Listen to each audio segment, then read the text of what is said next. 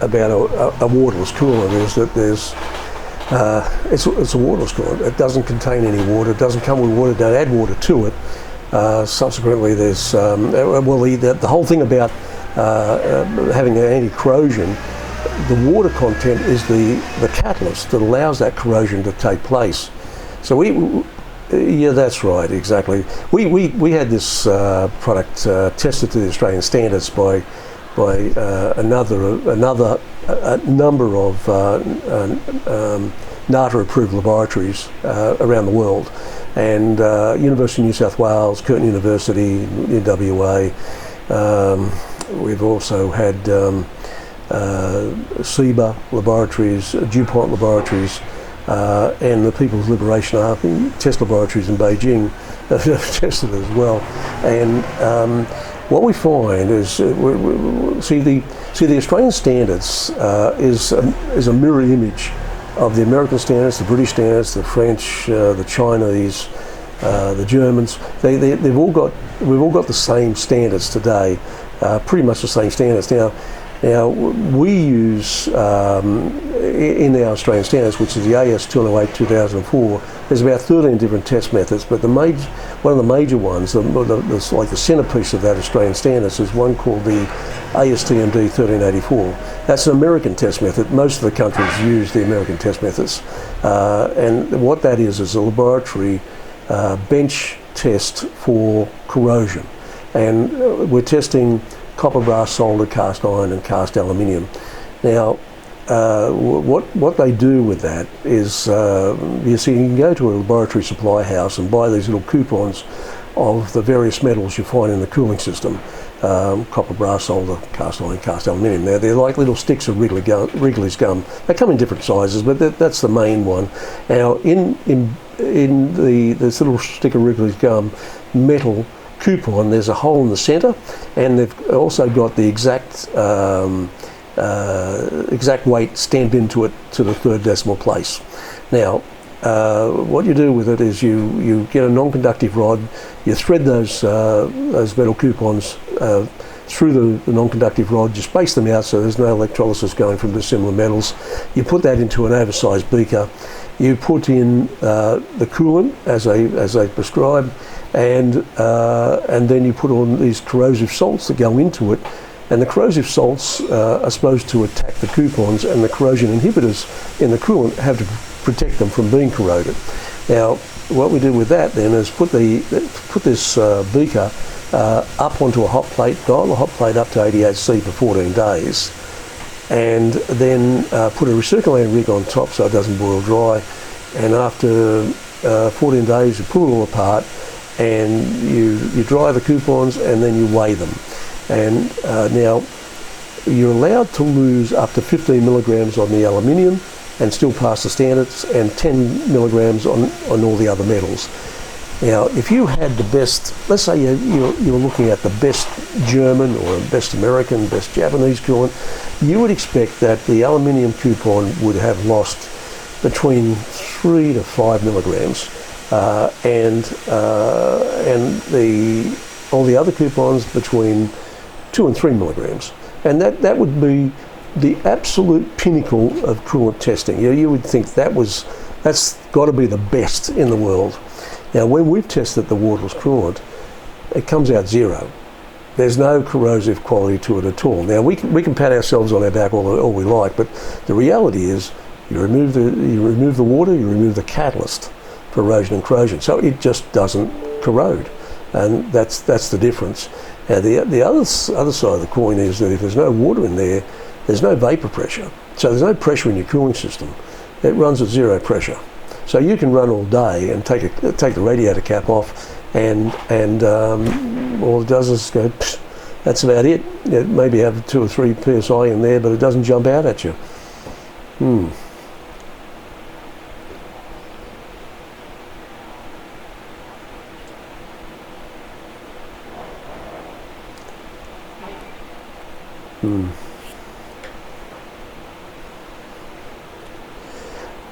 Well, you don't have to be.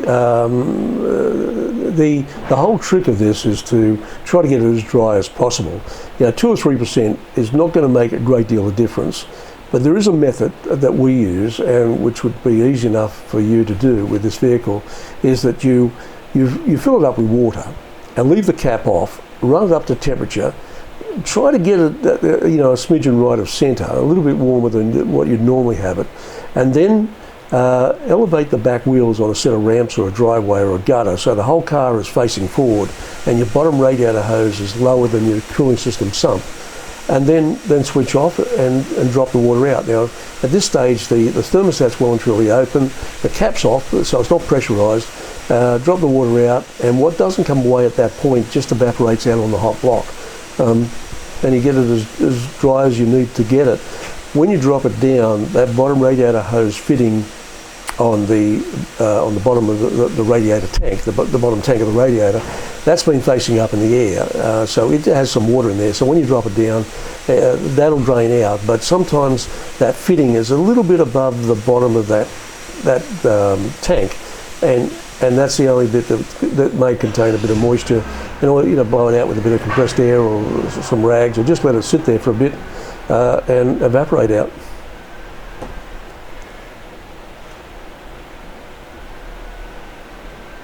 They make a prep solution, and so do we. The last time I think I sold a prep solution was for a guy that owned he had a Packard, and like the big straight 8. These things are like 8 foot long and about 8 foot high, like a massive thing. Big convoluted cooling system with pipes everywhere, and we needed to use that there. But we very rarely use a prep solution simply because it's just as easy to do it that way. Just heat it up and evaporate it out.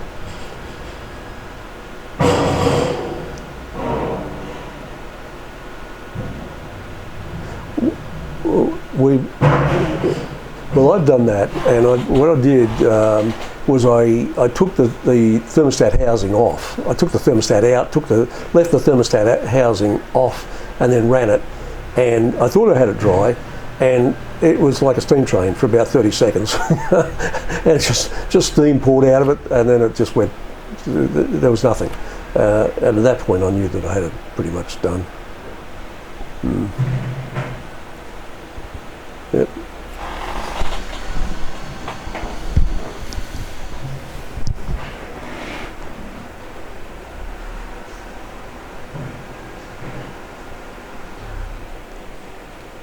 Yeah, that's good enough. It's just that the main area is simply that some vehicles, not all, you'll find that the bottom radiator hose on the block is a little bit above the cooling system sump. So when you think you've got it dry, there's a couple of litres trapped up inside there, and running it will tell you that it's either dry or it's still got a little bit left in there.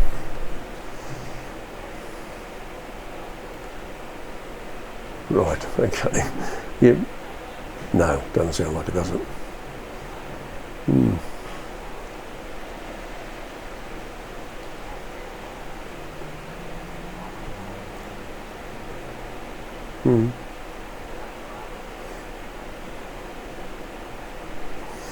Well, this is what we like. One of the things that one of the areas that we sell a lot of this to are people with museum pieces. Like the National Motor Museum in Adelaide used it in their P76. They opened up the P76 one day and it was just corroded to crap. It was a big brand antifreeze, anti-boil in there, but it was an aluminium engine that had been sitting there forever, and monoethylene glycol by itself is mildly corrosive, and over long periods of time it becomes destructive. So we've been using, or they've been using, the waterless coolant for that type of application. When you've got vehicles you drive every second pancake day, this is a great, it's added insurance for corrosion. Yeah. It's like It is a glycol base, but it's not traditional glycols. There's glycol ether, glycol esters, different animal altogether. The reason we went this way from day one, and which was different from what Evans was doing, is that we found that these chemicals are pretty much inert, you know, to all those other metals. Where when you're trying to play with monoethylene glycol and propylene glycol and diethylene glycol, they're mildly corrosive. So you're behind the eight ball to start off with by putting that in there. And even the best corrosion inhibitors, when left for long periods of time, tend not to work as good as they should. So what we tried to do was we tried to make something that was completely and utterly and totally inert, that didn't have any corrosive qualities to it at all. And by doing it, we ended up shooting ourselves in the foot a little bit, because it is heaps dearer to go this way. But because we had to compete with the likes of Evans when they came into Australia, you know, the margins that we make out of waterless coolant are very minimal compared to what we'd like to make.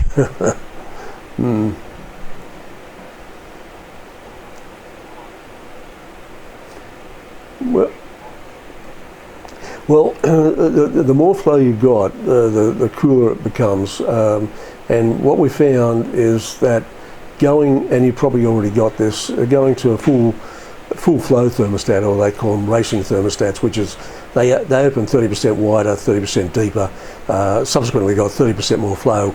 That seems to be the ultimate to use with a waterless coolant. Yeah, we've still got them, and but you can pick those up just about anywhere.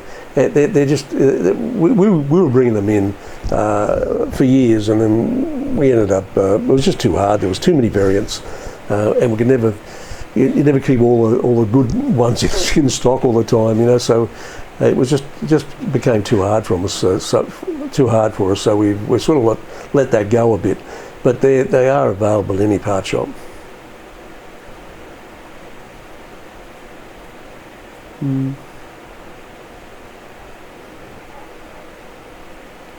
Yeah. Well, yeah. So the product comes in 3.78 litre containers. That's it. So it was. Let me just. So 3.78 times 5 equals 14. That's 14 litres. So you need six of those. Six is 22 litres. So you'll have a couple of litres up your sleeve, and a box of them is 6. So it comes in a sealed box with 6 containers in there, and that works out to be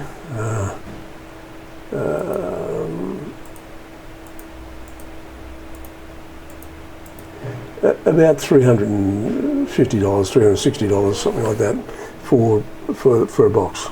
That's including GST. To Perth, well, it's about $70, $60 to get it across there. Yeah.